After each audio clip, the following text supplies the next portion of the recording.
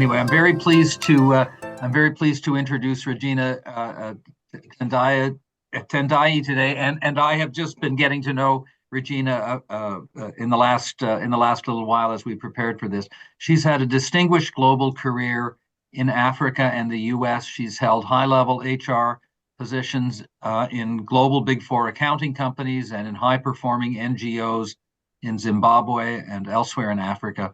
Currently, she's a director and a strategic talent partner at Bayada, which is the largest home healthcare organization in the U.S. As you know, we had previously scheduled another member of the fellowship to speak, Teresa Parejo Navajas, but when her availability changed, Regina was able to jump in on very short notice, so we thank her for that. Regina is a published author of a couple of books on HR and management processes. And she also comes to us today as a collaborator in knowledge development with another member of our fellowship, Larry Starr, who we just heard from. Larry presented on systems thinking in our February convening, and today Regina is going to present on a very vital and pertinent application of systems thinking, systemic human resource management, a holistic approach to navigate complexity. This originates in a book that she and Larry are publishing, I believe, later on this year. And I'll stop here and ask you all to welcome Dr. Regina Tendayi. Can you all see my screen?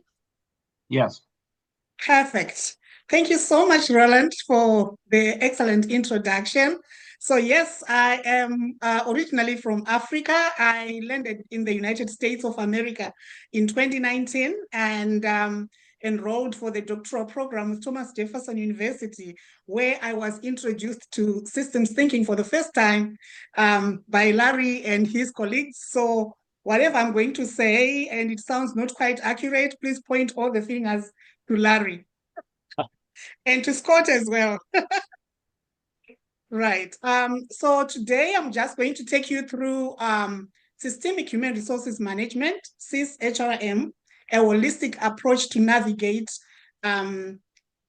complexity within the HR space. And it's a book title that we came up with, myself and Larry, and which is due to be published by Springer in August of this year. So on the screen right now is the book cover for the book that we're going to publish in August. And we've agreed with Larry that this is just an introductory book to systems thinking in human resources management.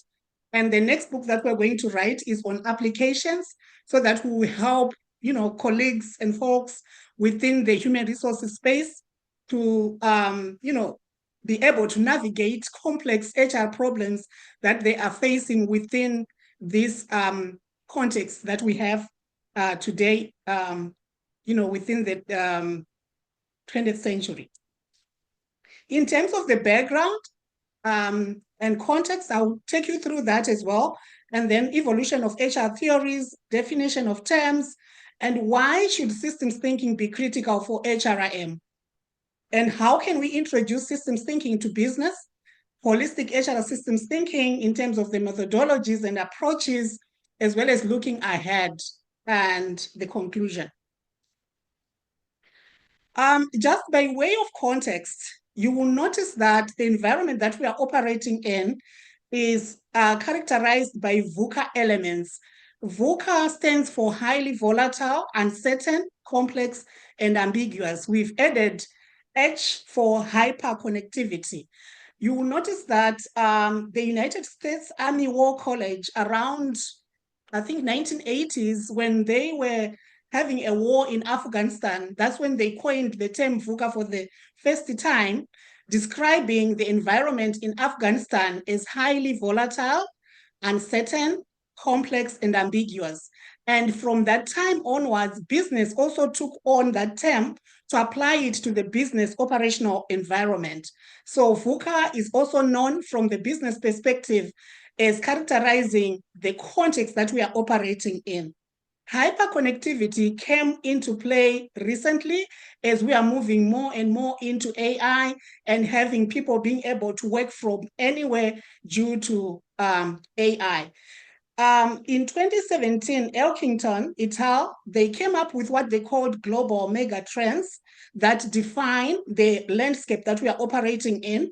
And these global mega trends are globalization, technology, digitization, individualization. Individualization, you'll notice it became very prominent with COVID. So once COVID came into play, especially within the healthcare space, you find that the employee became empowered and people became so like self-looking internally from my own perspective, not from the employer's perspective. And that changed the landscape from a business perspective. Demographic changes, as I'm talking to you right now, we've got 4 generations at the workplace. And these 4 generations are being led, for example, by one person from a generation that is completely not related to their generation. We've got, the baby boomers still very active. We've got Generation X's, we've got millennials and Generation Z's.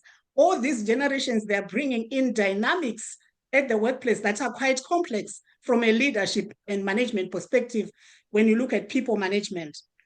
We do have also environmental crisis, and America is one of them in terms of, a space that's being affected by hurricanes, wildfires, and all that. All these dynamics, they're affecting the way business is done and also affecting how people are managed within the workplace.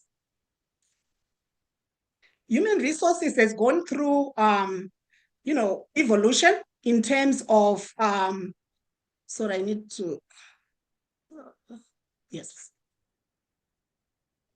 My apologies. I don't know what's happening with my laptop. I've just lost everything. I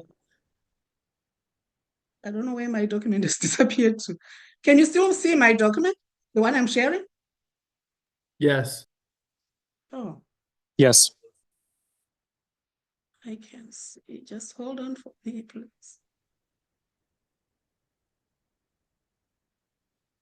I can't see it from here. Right now, it's the slide evolution of HR theories. Okay. But I can't see it from where I am here. You can stop sharing and then reshare. Okay, let me do that. Okay. Thank you.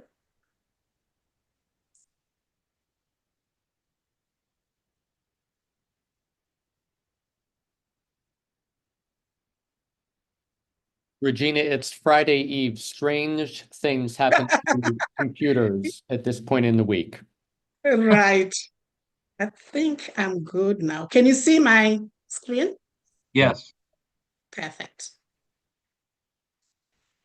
Right. So evolution of HR theories. So HR has gone through a number of phases in terms of the theories that we have been following within business. And you find that most of these theories, they came about during times of stability. For example, if you look at scientific management theory by W.F. Taylor, it came in 1909, followed by human relations theory, where they are now looking at the employee motivation aspects.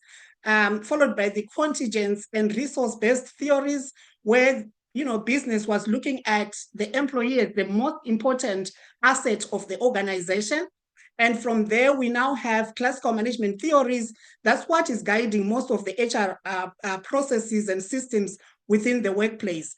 Classical management theories, basically, they're talking of the structure of the organization, as well as the need to plan ahead, to focus, to project results. And you find that even in terms of the systems like performance management systems that we use within the organizations, they are actually emanating more from classical management theories. However, we are saying, given the VUCA context of the operational environment, these classical management theories, they are not providing solutions that are adding value to business. They are not enabling business to be able to deliver on the desired results. And that's why we are pushing for systems thinking theories, where we are saying, the business has to consider all the interconnected parts and interdependent parts of the business when they're making decisions and solving problems. You will notice that from a systems thinking theories perspective, we do have some scholars who have actually written papers around systems thinking, but in part of the human resources function areas like HR development. Brickerhoff and Jill in 1994, they wrote about systems thinking around HR development. Lowell, 2016, wrote about change management from a systems thinking perspective. You saw 2017, strategy and performance management. And then 2021, employee relations management from Ingram. And we are saying from a holistic HR operational area perspective, we need to look at all those areas as a holistic aspect and then apply systems thinking to them for us to be able to come up with solutions that are sustainable and enable the business to achieve their desired goals. So in 2025, August, we'll have that book coming out, you know, really explaining the approach in terms of the theories and what we foresee business, you know, looking at from an HR perspective. Thank you. So in terms of the terms that are critical from an HR operational perspective, when you look at the current definition of human resource management, it looks at processes of acquiring, developing, managing, and retaining talent. And if you attach that HR definition with systems thinking, it actually reads that an approach to thinking, practices, and processes that perceives an organization as a system within larger containing systems and acquires, develops, manages, and retains talent by considering the interconnectedness and interrelatedness and interdependencies within the whole organization when making decisions and solving problems in different contexts. So gone are the times where human resources used to, like, if there is a problem, for example, with people in sales and their sales are going down, usually HR would just rush in there and say, let's train these salespeople on customer care, and that will actually help in terms of helping boosting the sales.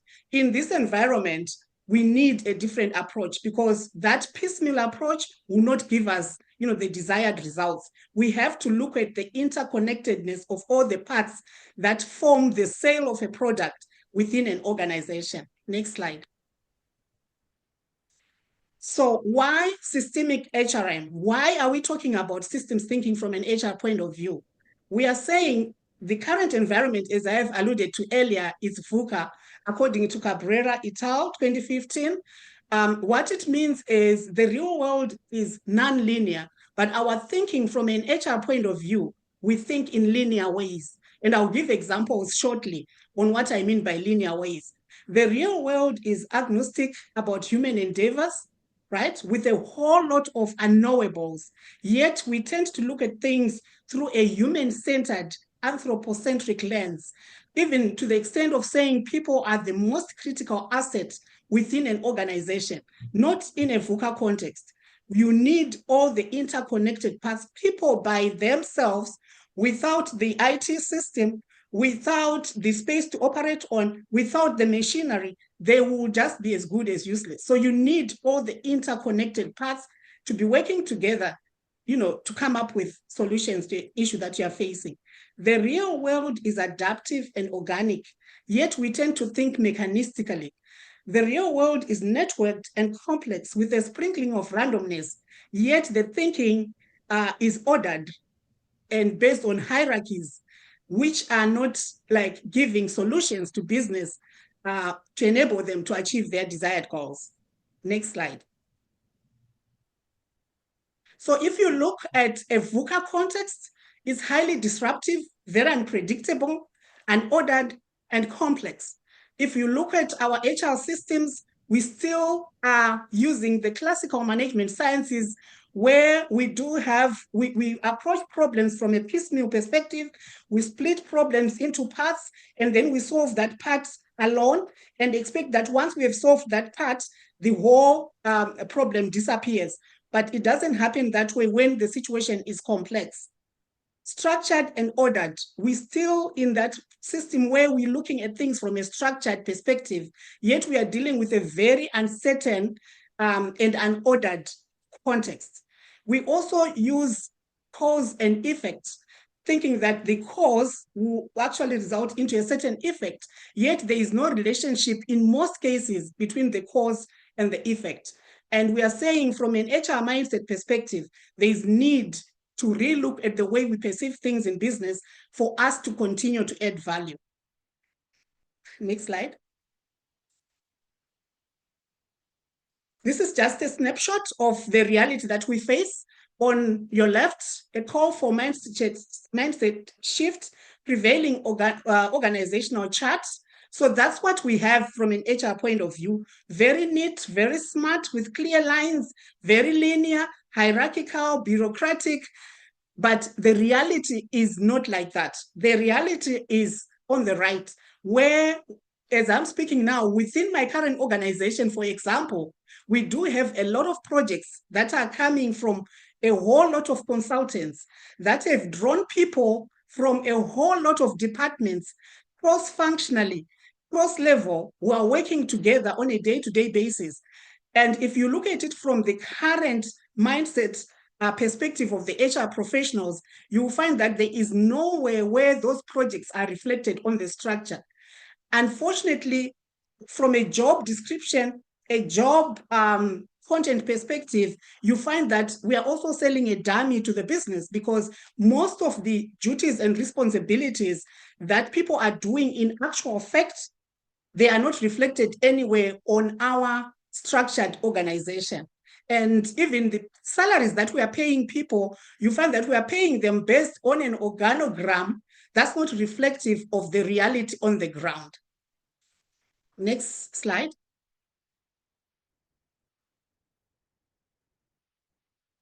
One other tool that HR leaders use a lot is a tool that they use to assess the potential of employees within an organization.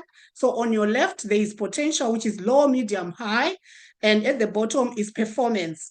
Needs improvement, meets performance expectations, exceeds performance expectations. This tool is used to assess the talent potential of each individual, and based on the subjective assessments that HR is doing, people are placed in boxes. For example, someone will be called a core employee, box number 5. It means they meet performance expectations, promising talent with a desire to take on more responsibilities. They are motivated, engaged, and they're aspiring for, career growth within that organization. And an individual is put in that box for the whole year. But reality is such that no person can be put in a box for a year and remain that particular same person that was assessed in January will not be the same person in December. But this is a tool that we are using in an environment that's so dynamic, in an environment that's so complex, with people that have become even more and more complex. Even when you look at the generational differences that we have amongst us as employees, things are changing every day. There's so much uncertainty. There's so much ambiguity. There is no way you can then take an individual, put them in a box, and expect them to be in that box for the entirety of the year. And we wait for that one time again at the end of the year where we go back to this assessment tool and start discussing about, people competencies and their potential.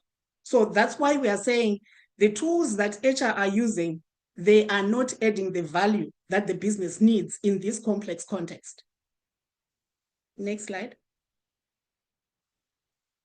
So critical questions. How does formulating organizational challenges using prevailing HR approaches differ from formulating the same challenges using systems HR approaches? What methodologies and tools are appropriate for each approach to problem formulation? What methods and tools of intervention are appropriate for each approach to problem formulation? Those are critical questions that every HR leader should be asking themselves to see whether they are actually adding value to the business. Next slide. Right. So if you look at, for example, performance management systems that we are using in this day and age, I'm giving this example so that I can then also outline how you can use it from a systems thinking perspective. So from a balanced scorecard perspective, it has got 4 critical areas, which according to Norton and Kaplan, they are interconnected.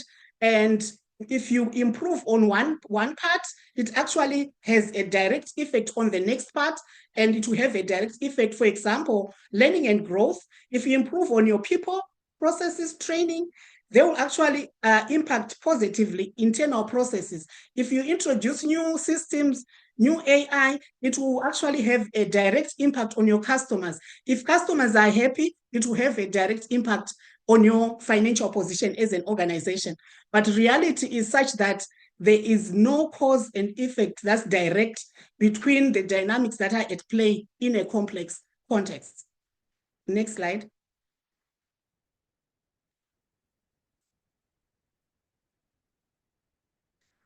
Right. So if, for example, you were going to use from a systems thinking perspective, looking at it from a holistic HR systems frameworks, the Kinafin sense-making framework makes a lot of sense to use in this environment, especially when we are looking at performance management. For example, Snowden in 1999 came up with this framework, and on the right side, there is ordered, which is like the ordered context.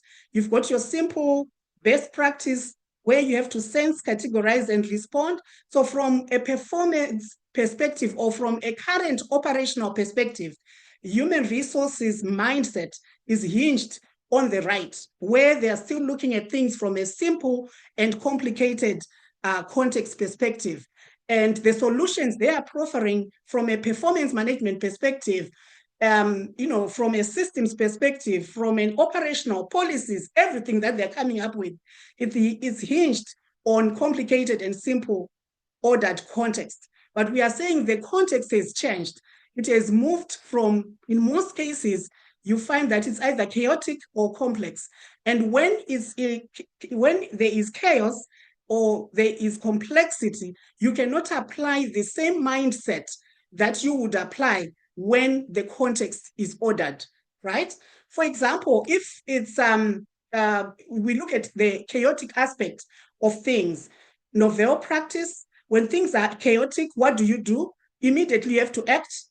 You can then sense and probe, but after you have acted. And in terms of the performance mindset, we are saying things that are happening around you, high risk, life-threatening, for example, environmental crisis that I was talking about, like the wildfires, high impact, immense pressure. So it means the things that are happening, they've got high impact, there's lots of pressure, it's high cost as well, somewhat predictable results, because if you put down the fires, then you know the results that you get, but there's limited time. You don't have time to plan. You can't even think of the balanced scorecard where you sit in a room and come up with plans for the future. You can't do that. You have to think on your feet and be acting on your feet.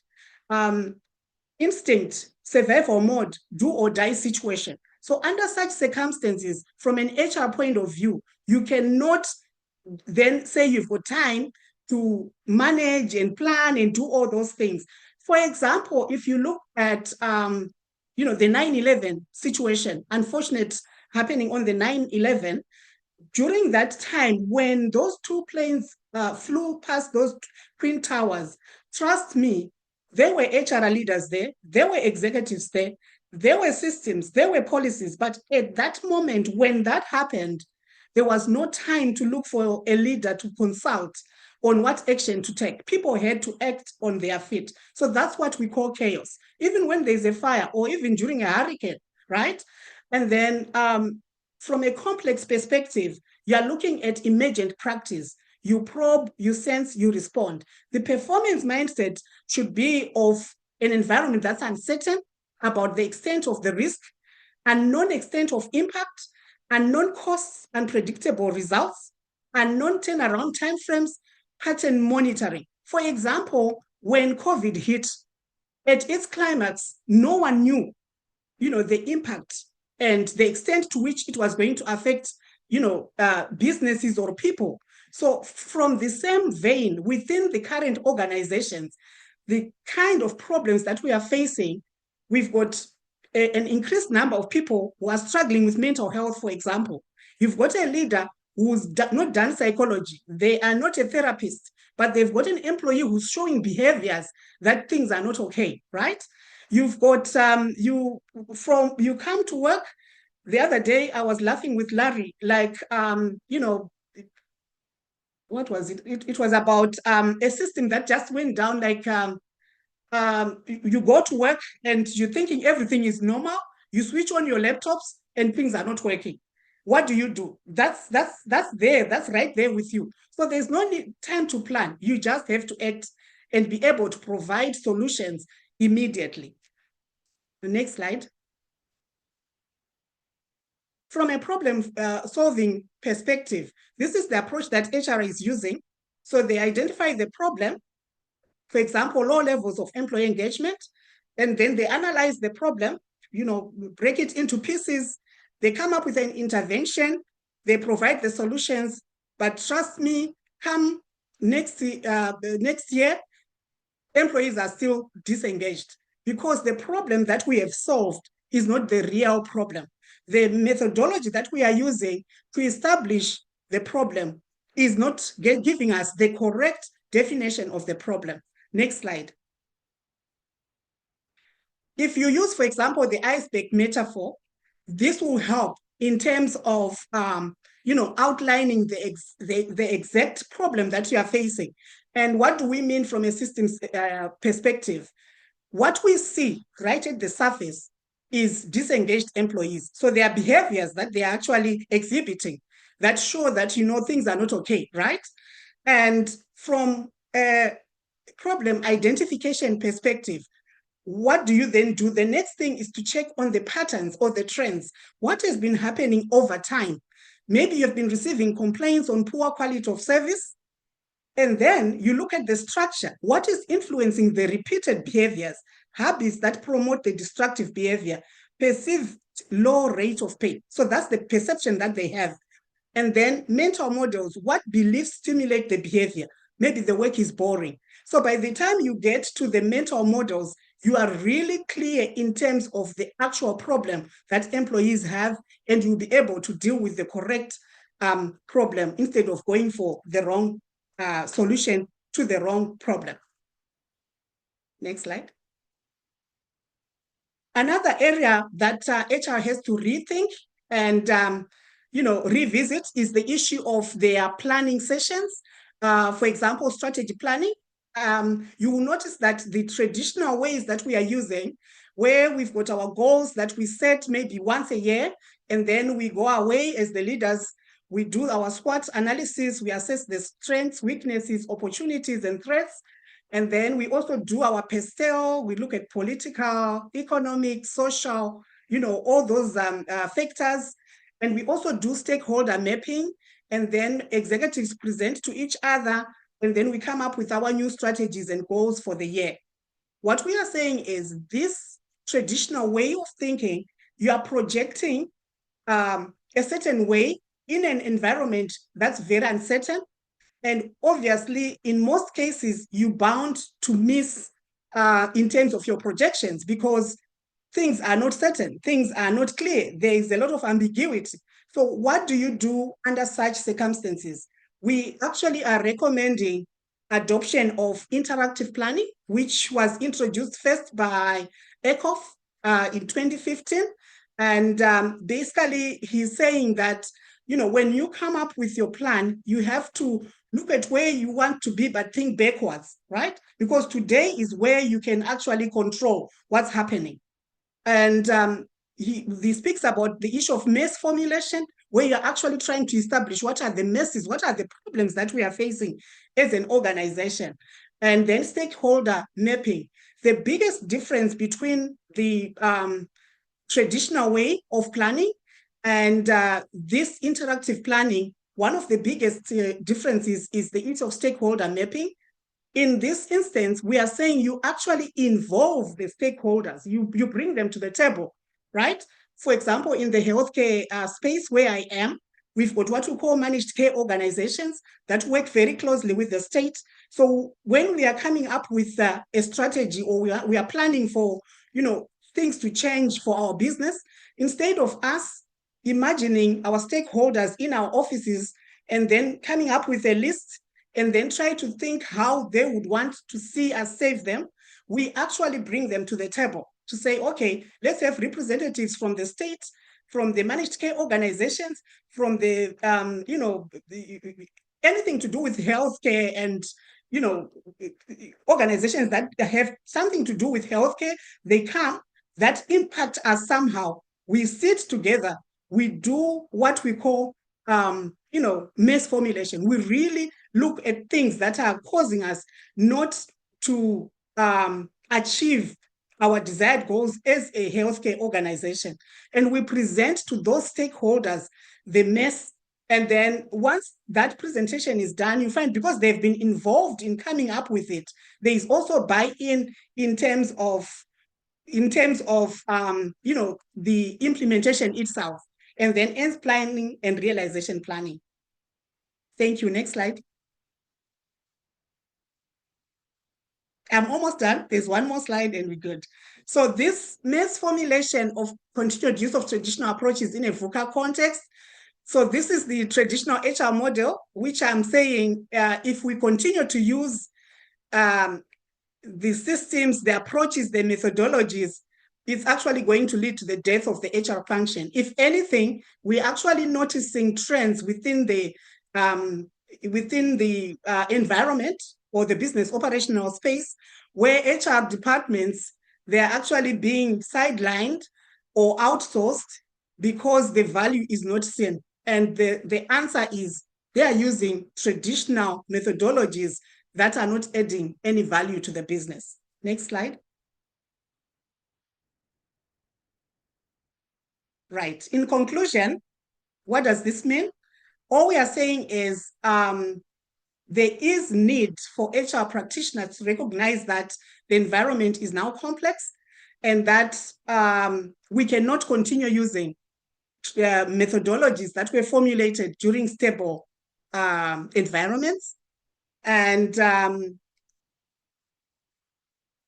is definitely a lot of benefit from adopting systems thinking from an HRM perspective.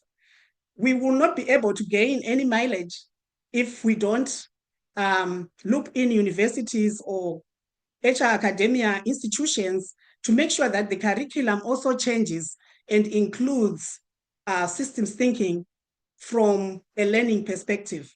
At the moment, it's still theory-based, and we'll need to do some research to see if these methodologies can actually be applied and work for the HR leaders within the industries. Thank you so much.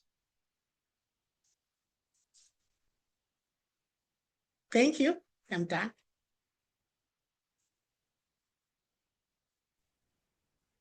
Regina, thank you for a terrific presentation. We're going to do now, since I know that many of you have questions, we want to start. I actually should have done this in the few minutes before Regina started, but I think that Scott has some words about the institution, about the institute, and so Scott, carry on here. Oh gosh. Okay. Thank you, Roland, and Regina. My thanks as well. You know, it's rather jarring when one sees your presentation for the first time. It was for me, because when you realize you're working within human systems in a mechanistic mindset, it takes a moment to pull oneself out of that, because we've established these routines and practices, and I'm grateful for the insight that you and Larry provide. I'll be very brief for the group, and I want to just say thanks again to all for coming, and a reminder.